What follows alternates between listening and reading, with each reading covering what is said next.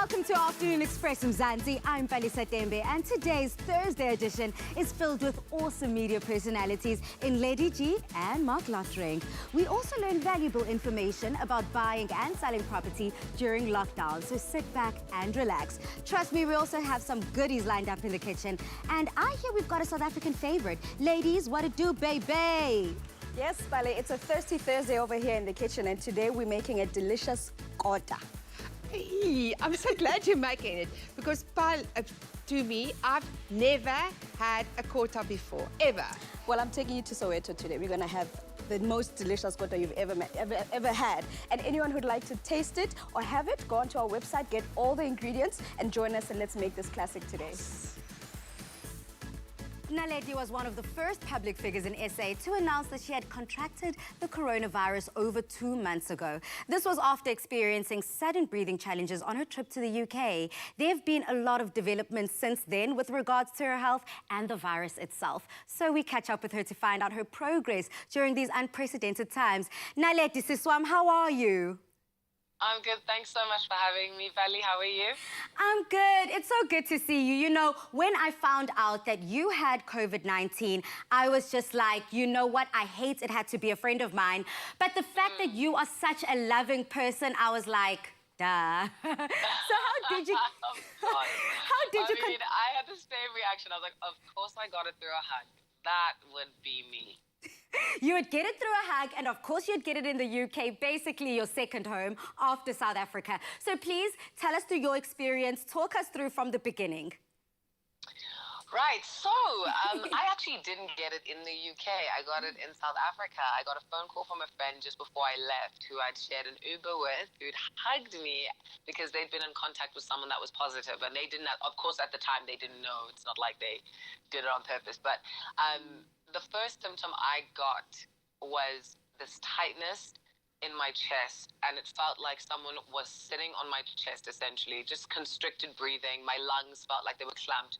I couldn't draw a full breath of air. And I think it's very significant when you notice your breathing, you know? It's one you don't, it's never something that you think about, and then all of a sudden you're thinking about actually doing it. And so I felt that first symptom. And I was about 4 days in the UK, just arrived, and there'd been no announcements in the SA about what was to happen. But that very day that I felt that first symptom was our first state of emergency. So I changed my flight that very night, flew out, direct flight back to South Africa, obviously having taken all the precautions that I could to make sure that I didn't infect others on my way back. And this was really just working off assumption. It wasn't even the fact that I knew that I was sick, I just knew something was wrong. Then I got back here, went to the doctor. He takes my vitals. He checks my oxygen saturation. He checks my, he checks my chest. He checks my temperature. Nothing. There's no signs. So he prescribed me an asthma pump and anxiety medication because he thought I developed late onset asthma. At the time, information wasn't really available. So this is the best that we could do. This is what we assumed. And then I tested after that. He gave me a script to go to the laboratory, and I tested for COVID-19 and waited for 8 days and got my result that I was positive. So it was like, okay, I was right. I knew something was wrong. So now I get the information. I say to my doctor, right, what do we do? But he says, we don't have a cure and there's no vaccine. So you essentially do what you've been doing this entire time. So whatever symptom you have, you treat that symptom. You have a cough, you take cough syrup. You treat the symptoms as they come, as you're dealing with them on a daily basis. And that's essentially what I did. And I stuck in self-isolation it was recommended that it was meant to be 2 weeks, but I stayed in 3.5 weeks just because I didn't feel so hot after the second week still. Then now, from that uncomfortability, dealing with the anxiety of knowing that you've contracted the virus, how do you deal with that reality?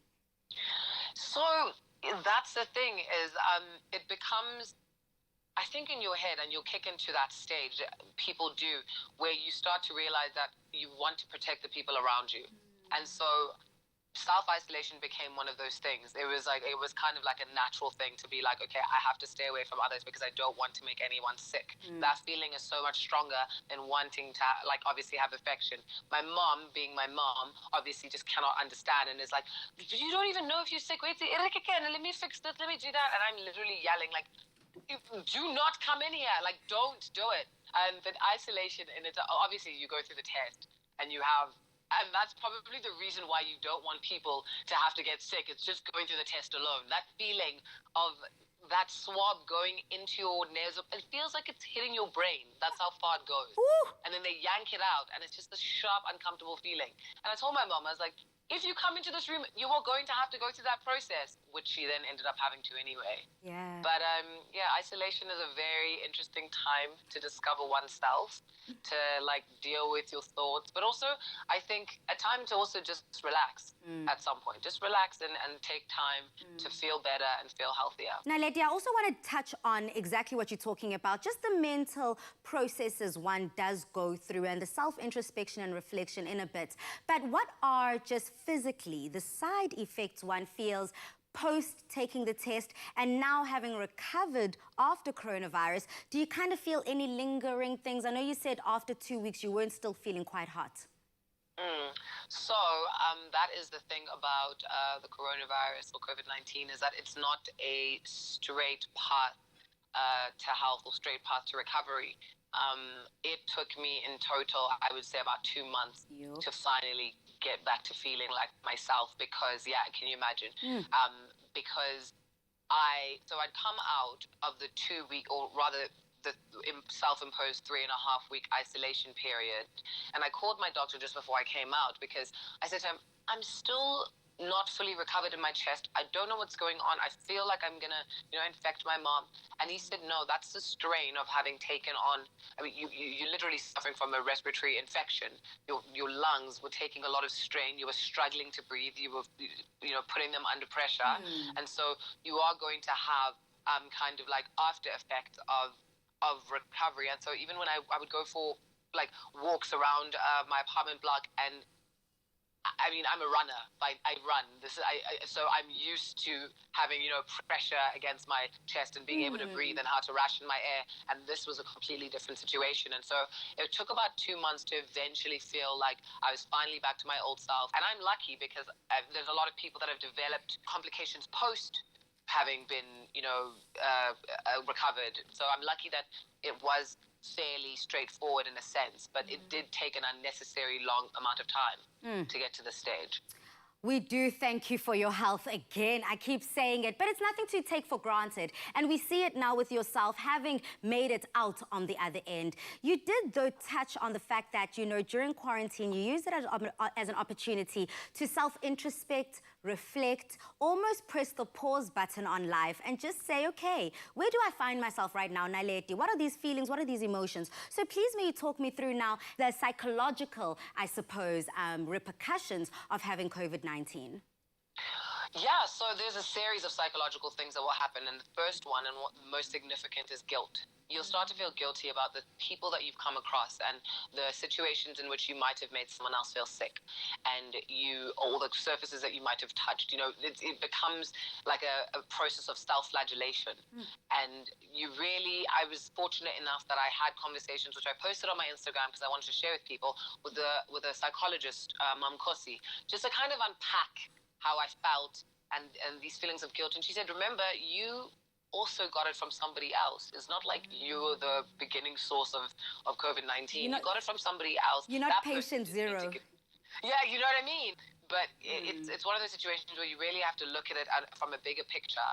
And then, so you go through that and you kind of have to deal with that guilt. And then you have to deal with the ways that I think it's more important to see the ways that you move forward, how to protect people from that point on now that you're sick. Then in terms of psychology of like sitting in a room with yourself, you put yourself under pressure to have to come out with this, and you have to change your life. And I don't think that that's a healthy way of looking at things. I think that there are people that have taken the opportunity to grow in this space, and that's amazing and brilliant. And I think there are also people that have taken this time to have a break because they are busy and they have been stressed. And finally, there's a moment to kind of like calm down and center yourself and maybe reconfigure the things that you wanted to do. And I think that's essentially what I've gone through, because I've come out, having given myself the time to rest, come out with a series of plans, which I'm putting into place. Let's go into it. I mean, you've already touched on it, so let's just dive straight in. Your IGTV, I mean, you're educating people here on the coronavirus from your perspective. You've got this assistance from professionals in the field. So what motivated this? Okay, maybe that's, but you know, you've already mentioned what motivated this. So how is it going, and where do you want to see it going? Does this have a lifeline? Yes, so I actually kind of like when I did the initial video, really, I admittedly did it because I wanted to just kind of explain to my friends the situation. I think, you know, my friends were wondering where I was and what was going on. I didn't realize that it would take on the legs that it has. And I actually respect the responsibility of that I now have to kind of share my experience. So I've gotten into an ambassadorial position with an agency called Higher Health that works with the Department of Higher Education and Training. And essentially that's about galvanizing the youth. It's about spreading correct information and dispelling conspiracies and getting rid of stigma and having the conversations around COVID, because that's how you essentially, when you're talking about it and you're sharing about it, is when you can protect people from it. But if you're going to, you know, be like holding on to the information, then you don't really gain an understanding of it, and you just operate from a position of fear.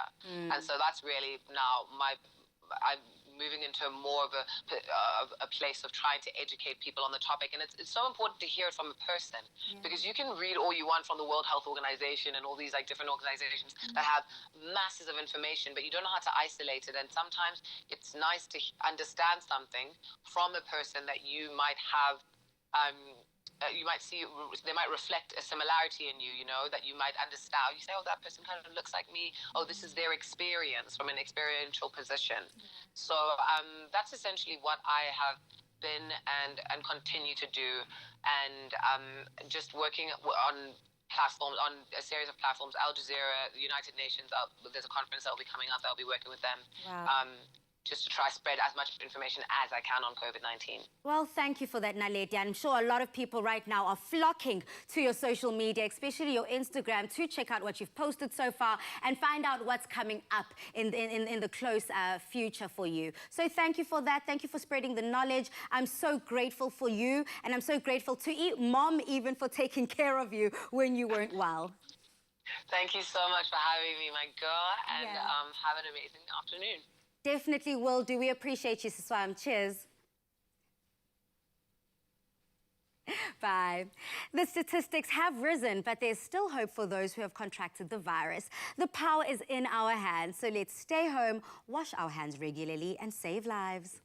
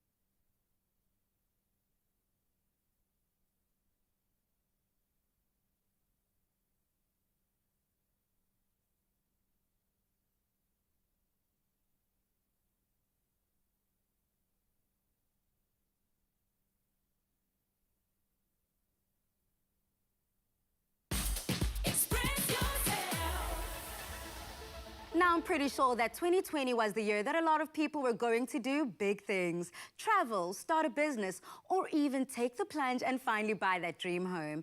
And with COVID-19 putting a halt on a lot of our plans, it's time to revisit the drawing board and see how viable these options are under our new economic climate.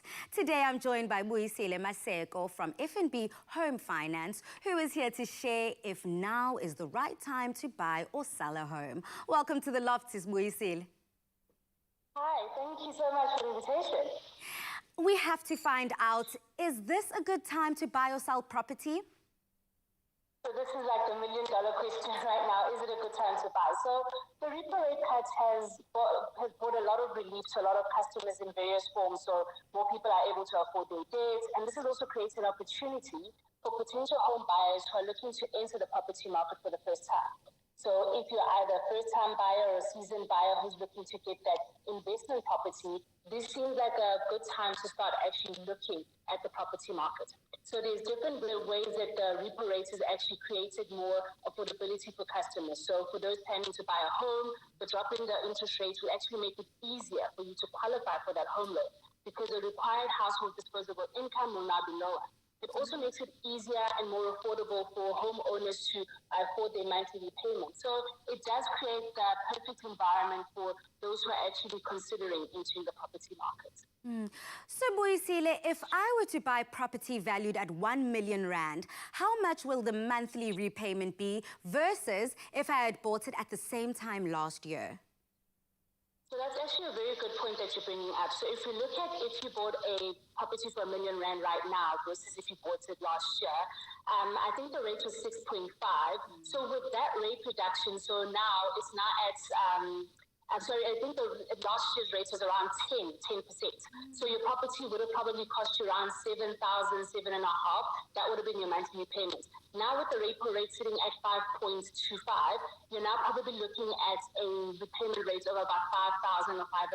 So that's around a 2,000 to 2.5 saving on your monthly repayment. So there is that difference right now in actually buying a property. Wow, so we're looking at paying less just a year later. Okay, thank you for that education. Now, what are some of the latest property market insights and trends, and how should we take into consideration when buying? No, definitely. There's a lot of trends that we're noticing. So the interest rate is at a 47-year low, and house prices are expected to drop for the first time in a decade. So affluent segments will likely see the biggest hits, and the lower end appears to be relatively more resilient and stable because we're seeing more households look at downgrading because of affordability issues. So, and properties are somewhat cheaper in the low end. So more people are actually able to enter the housing market at that price. And while we can't ignore without a doubt that the COVID crisis has increased financial strains on many, however, on the other hand, we are seeing South Africa's housing market is now able to offer more favorable conditions for those who are looking to buy in years. So we're starting to see more first-time buyers like millennials look at starting at looking at owning a property. And consumers are also looking to rent. So we've seen an increased traffic on the property sites that you might be aware of. So then should people be considering a fixed or variable rate? So that is also an interesting question. So when you think about the variable rates, unlike the variable rate rather in mortgages, a fixed rate is not linked to prime, which means that if the bank, like the SARB rather, which is the South African Reserve Bank, changes its repo rate, your fixed rate will remain the same regardless. So customers can choose to get a fixed rate for a period of 5 years. The price will be different depending on the term that you choose as a customer. Generally, the longer the term, the higher the price will be. So customers need to look at what their financial conditions or financial situations look like, and is this the best option for them? But also if you're looking for consistency and knowing exactly how much you'll be able to pay, regardless of what the cycles happen and what happens with the repo rate, a fixed rate is a very viable option for you as a customer. Okay, so the answer varies from person to person. It just depends. 100%, yes. So then how can we shorten our home loan terms? So there's different ways you can look at shortening your home loan term. So if you're already like a property owner currently as is, we use that example that you made of owning a property worth 1 million rand. So last year you were paying 7.5, now you're paying 5.5. So you can keep your monthly repayment at 7.5 if you're able to afford it. This will help you shorten your loan term and will help you pay it off quicker. Also, it creates a buffer for you to get through those tough terms. So if you find yourself in the future experiencing financial strain, those additional funds that you're paying will kick in to cover your home loan. Also, you can look at paying some unsecured debt that you might have. This also allows you to free up additional funds. But the best way and probably the most easiest way is to keep your home loan repayment the same. You'll find that you shorten your term because you're still paying more than what you're actually required to at this time. Okay, thank you so much, Sisbuyisile, for breaking down, if we want to be homeowners, how to go about it under this current climate. It being 2020, a lot of us have been shifted off our balance scale and our equilibrium, but there are still incredible options like the ones that we are seeing here with FNB. Thank you. My pleasure. Thank you so much for your time. Cheers. Bye. Bye. If you're a homeowner or looking to become a homeowner, you can visit the FNB app or website at www.fnb.co.za for all the information you need. We can help you bank safely from the comfort of your home. Download the FNB app. FNB, how can we help you? From serious property-owning business to funny business, we've asked you on social media, who is your favorite comedian? Who do you love watching stand up? We've got our first viewer here, Umfarelo Armstrong, who says, #Afternoon Express, it has to be Celeste Ntuli. She's definitely amazing. Ubongi Kosi here has a whole list put together. He says there are many. This list includes Tumi Murake, Celeste Ntuli as well, Kagiso Lediga, and Mark Lottering. It sounds like a lot of people are also loving Kagiso, so let's keep the funny going throughout the show.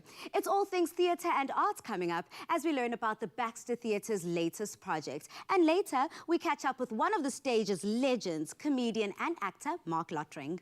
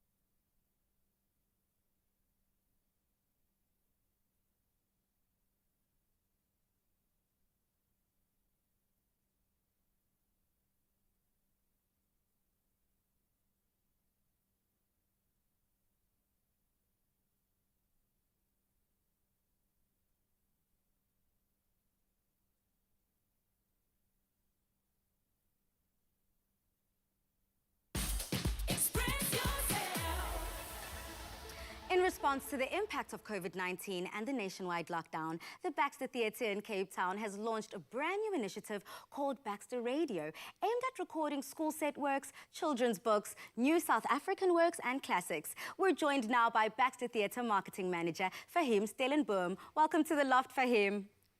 Hello, it's lovely to be on your show, albeit remotely. I'm normally in the studio and behind the scenes, so I'm very happy to do this with you from afar, from the comfort of my home. Baxter Radio has brought together 40 local artists who have been involved to make these works available. These recordings will be offered on radio stations as free content for programming. So how did this initiative come about? When lockdown was announced, our CEO and artistic director, Lara Foot, decided to have a brainstorm with us, and she basically had two ideas. The first one was to create what we call our Baxter Coffee Angels campaign. That is a financial sustainability drive. And coupled with that, we decided to do Baxter Radio. Now, I need to stress that we didn't establish a radio station. It is a radio initiative that we did. And we brought together about 40 artists and decided that they will record in the comfort of their homes, on their cell phone.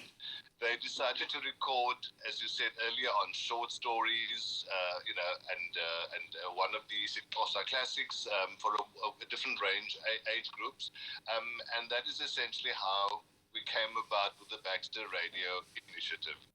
Fahim, I know that some content will be narrated in English, Afrikaans and Xhosa. So what motivated this decision? Well, I think the most important thing with the radio campaign or the initiative was the fact that we realized that there were so many of the communities, they don't have access to internet, they don't have data.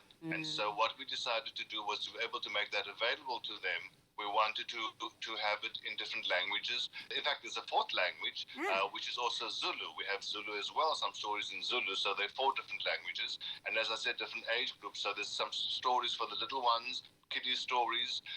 There are some stuff for teenagers, beautiful stories written by Kylie to Anthony, and just important stories for teenagers about bullying, about what goes on in high school. And they were kind of meant to be on the one end entertaining and on the other end also educational. So you've already said that there are 40 artists that are all collaborated and come to put this together. So who are some of the artists? We've already mentioned Mark Lottering. Who else can you mention? I can see you're a fan, as we all are, of course, yes. So we've got Mark Lottering. He reads some sort of excerpts from a book by Yusuf Daniels. It's a very popular book that's out at the moment, Living Coloured. And it's wonderful that Mark came on board, because as you know, that at the time that we had lockdown, Mark was due to have another run of Auntie Mill, the musical.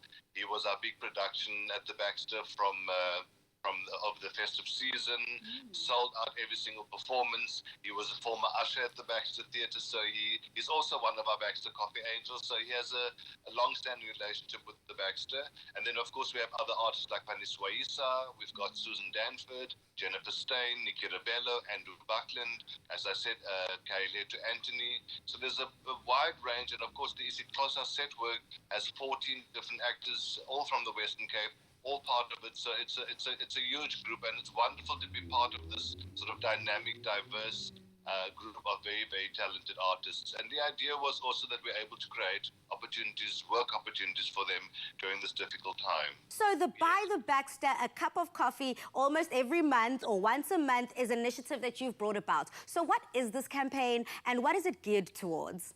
The wonderful thing is that we've had an incredibly overwhelming response from the public, from certainly theatre lovers and theatre goers. And what it was a way where we realized that we will probably not be able to open realistically, by later this year. And that looks like it's going to happen.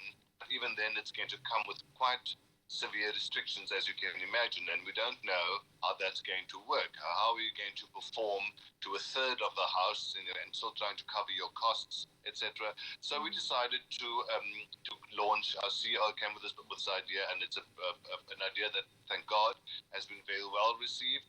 And what it is that the public can donate 30 Rand a month to the Baxter, sort of by debit order, by stop order, as they like, forget about it. And so we thought we will be realistic and kind of keep it as low as we can. The price of a cup of coffee is about 30 Rand.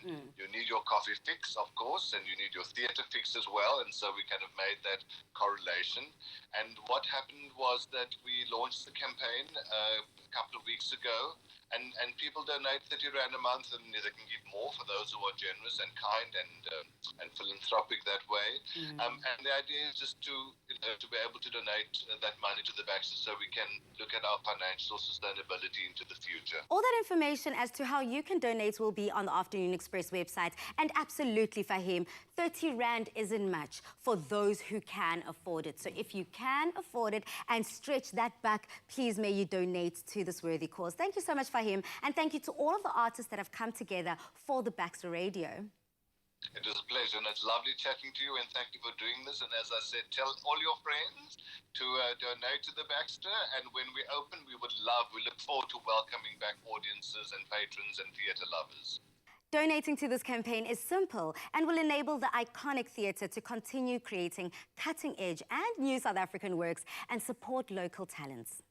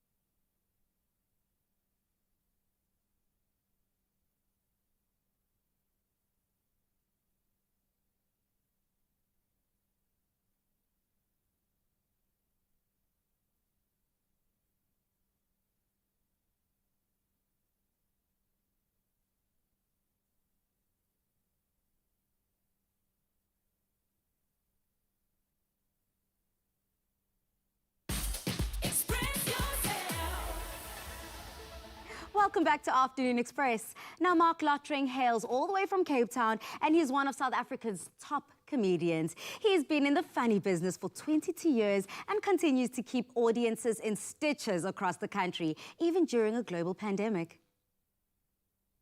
Imagine you wake up tomorrow morning and this whole corona lockdown thing was just a dream. Yo, I'll be tired.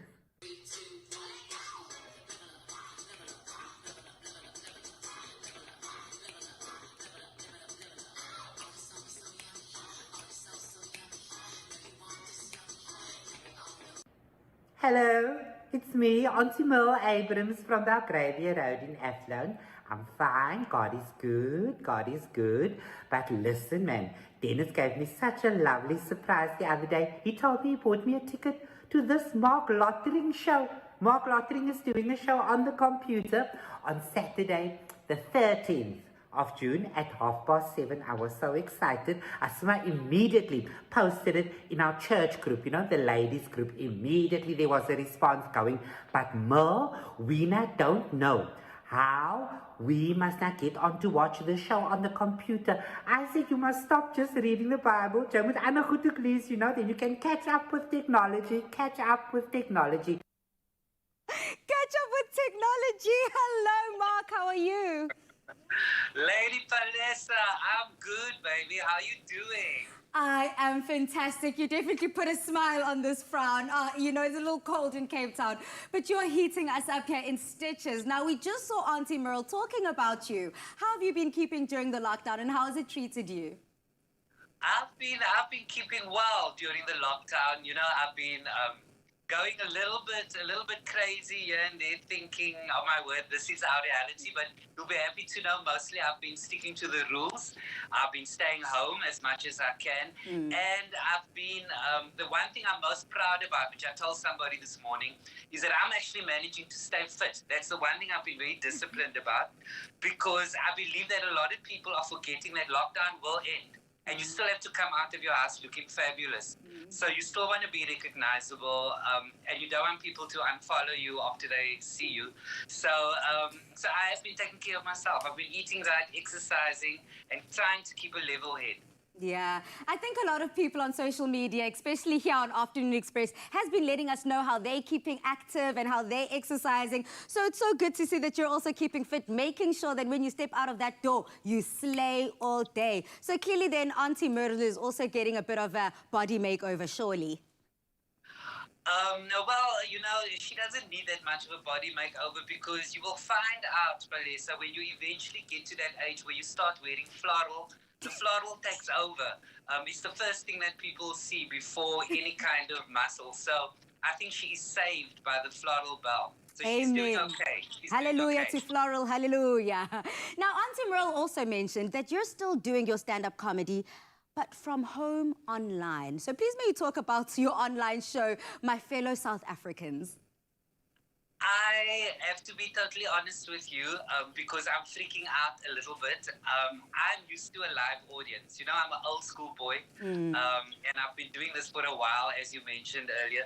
So the online thing is just me and the camera. And I was, when my producer finally said, this is what we are doing, you're doing live streaming, I said, I cannot because I need the people. But now I've thought about it and I thought it can work for me because when I'm doing a live show, if people are sitting in the audience and anyone gets up to go to the toilet or anyone is chatting to their friend or scrolling through their phone, I'm having a nightmare going, oh my word, they're not enjoying the comedy. Why must this person pee before the punchline? And it's hard for me to focus. So now I can just be with that camera.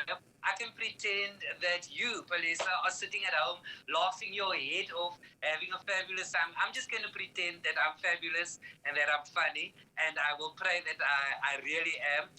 But it's a whole new frontier, and it's so interesting because I think South Africans are taking to the live streaming. You know, we've sold so many tickets, and it's a whole new reality. You can sit at home for 70 Rand and watch with your whole family.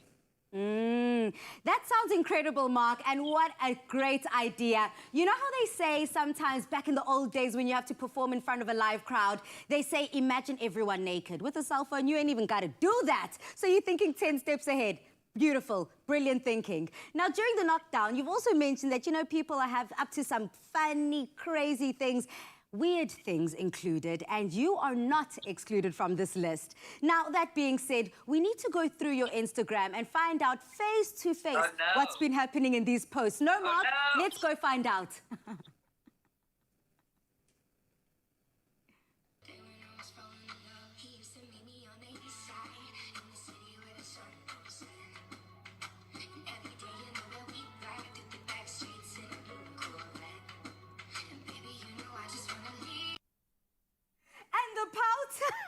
What was going on there, Mark? What did we just witness? What did you watch? I can't see what you saw. Oh, sweetheart, what your generation has been doing. Oh, by the way, you do that really well. You look amazing during COVID, I must say. Thank you. God is good. God is very good. You're God's favorite. Everybody was getting onto TikTok, your generation. Yeah. And then other people were saying to me, because a lot of comedians were saying, cool people, like real comedians, don't go to TikTok. So I was trying to be cool and not go there, but I was still missing out. So I tried to kind of do my own version of it, which a lot of people kind of loved. So I was just trying to find out what's happening out there in the contemporary world. But I'm not on TikTok yet. Are you? I'm definitely on TikTok, and you know, TikTok is one of those apps where you're not even wanting that much of a big following. It's just there for pure fun, pure enjoyment, pure sharing pleasure. I mean, Afternoon Express has a TikTok. So, Mark, as soon as you get on TikTok, please follow our account. Things to do list. I will do so. I will do Perfect. So. But, you know, Mark, this is what happens when you get FOMO. You know, fear of missing out. This is what happens.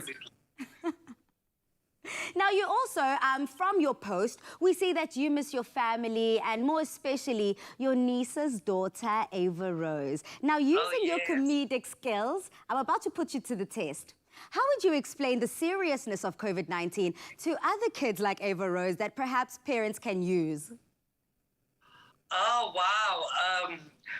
I would say, Ava, Uncle Mark loves you, and a lot of people in the world are sick right now, and for them to get better, you have to stay home, and I have to stay home. So, Uncle Mark, if you want an expensive present from Uncle Mark again, then Uncle Mark is going to ask you, please stay home until the whole world is better, and then you can see me again. What a beautiful way to break it down, quite gently and I know. sensitively.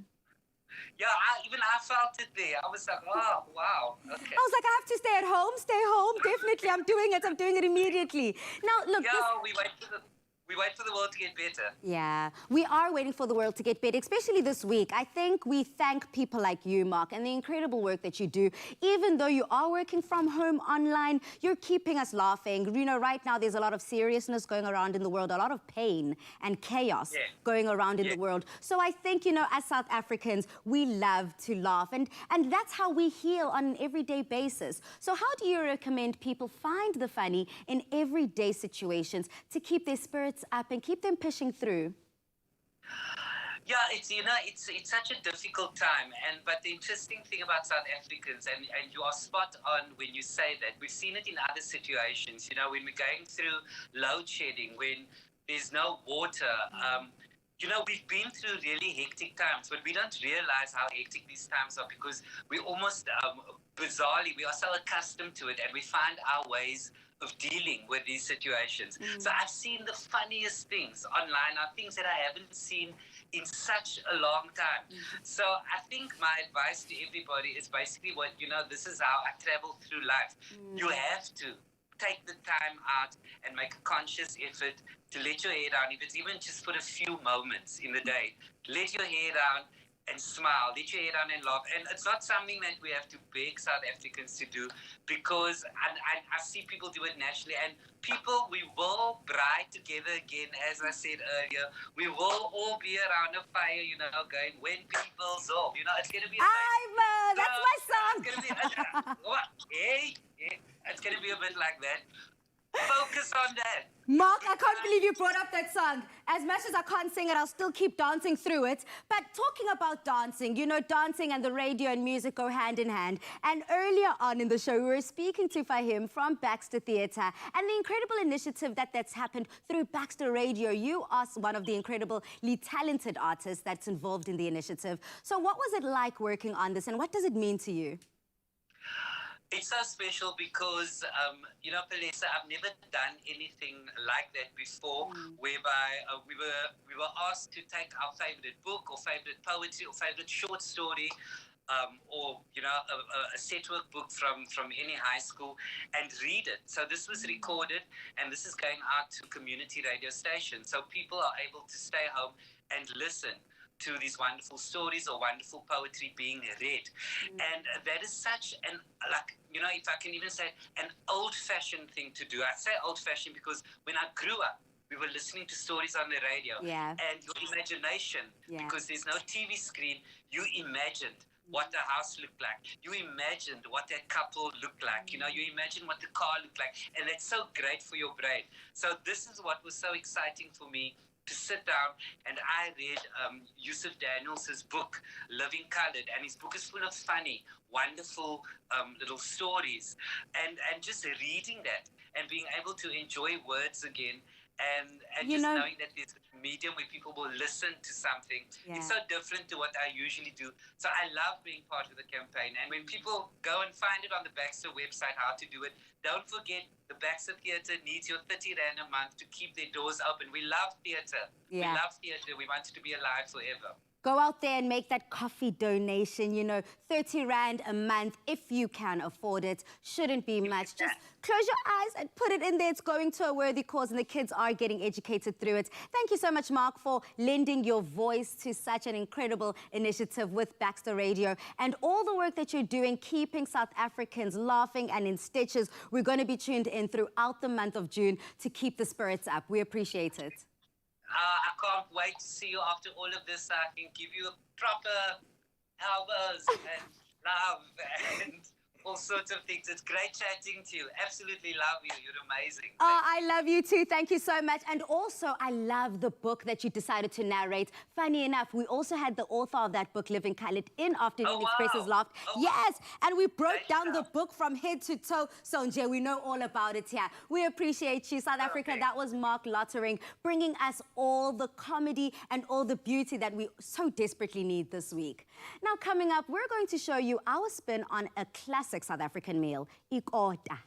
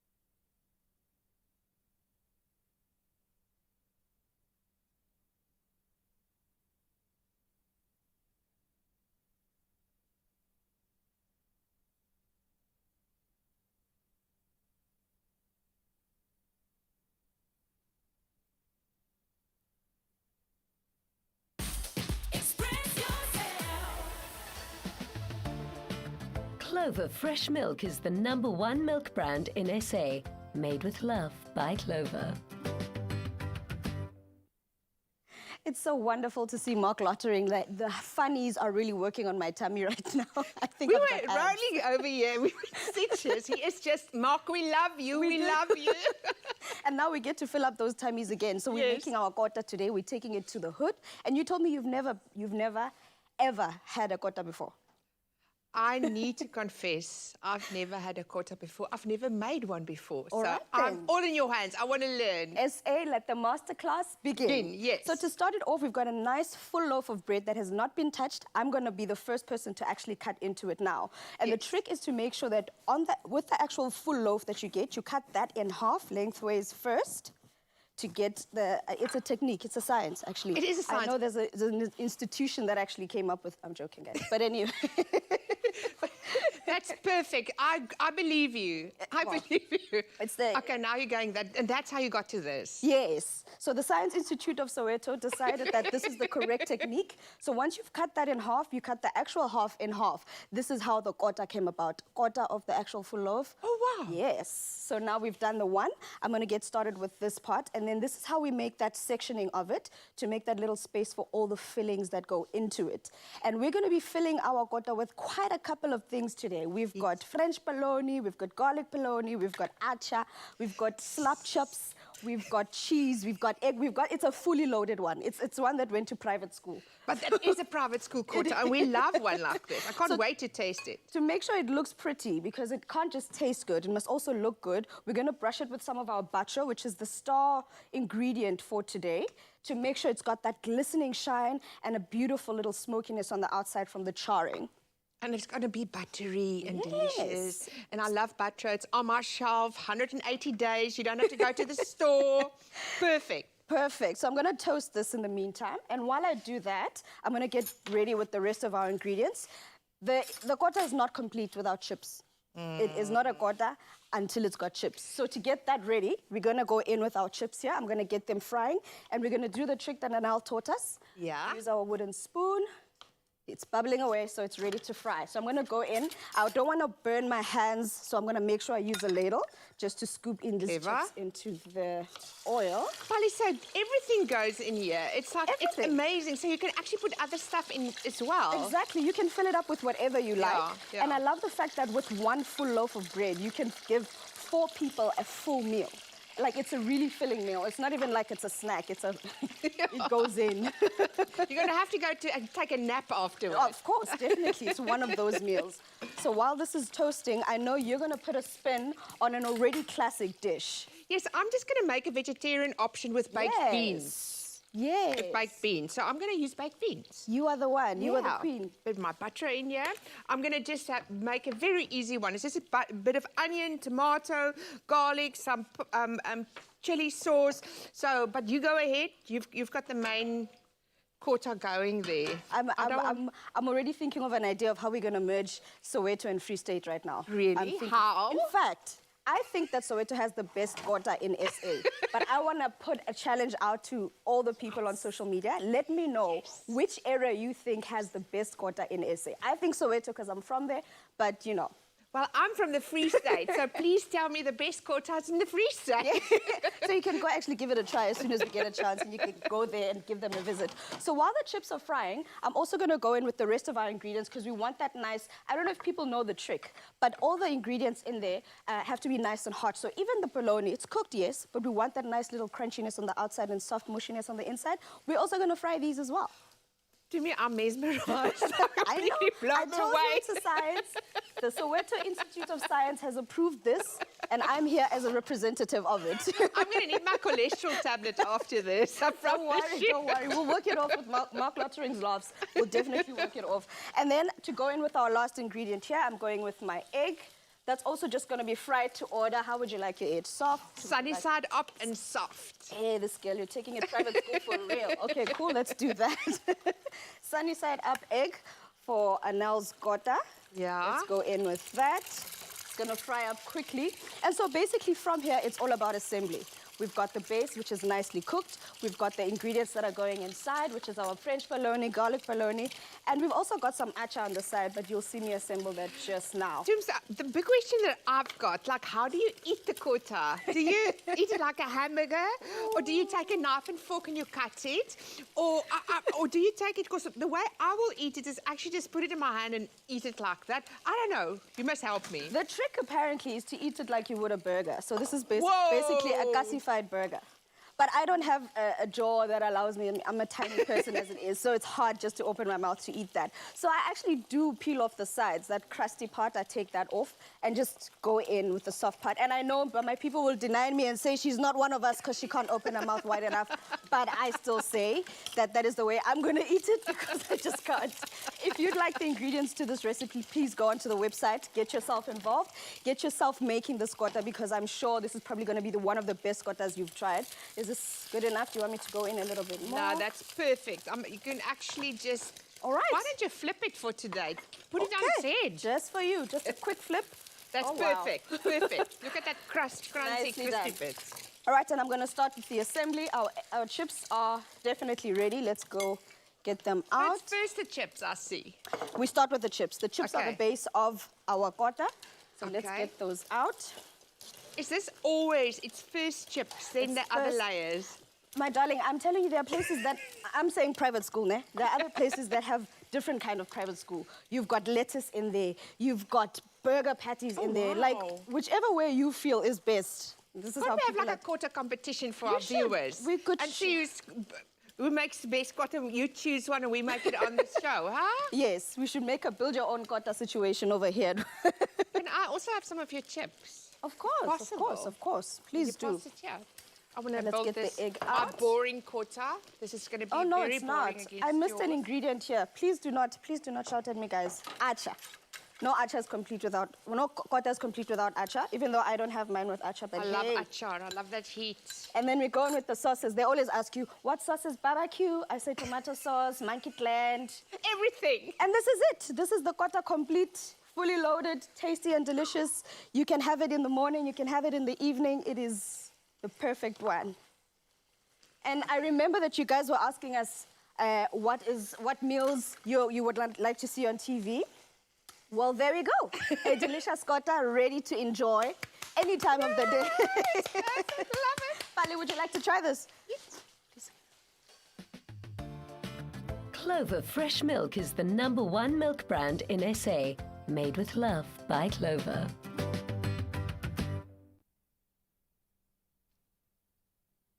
Vulindlela, where mam kopozi. Vulindlela, my stomach is open, ready to receive all these kotas. But ladies, I'm going to put this conversation on its head. Yes. Durban has the best kota because why? We've got the bunny chow. So I've killed the conversation. Durban wins every single time. Thank you, ladies, for bringing us these delicious kotas. We appreciate it. We have an episode tomorrow, though, jam-packed with excellence and celebrity power, as we're joined by the super mega himself, a.k.a. we've also got Amakamata, we've also got Nkosi Ngema, all part of the Blood and Water new hit TV show, which we're excited to enjoy. So, ladies, cheers. Everyone at home, good night, stay safe and happy eating. Afternoon Express. Made with love by Clover. Nada. Feel good production.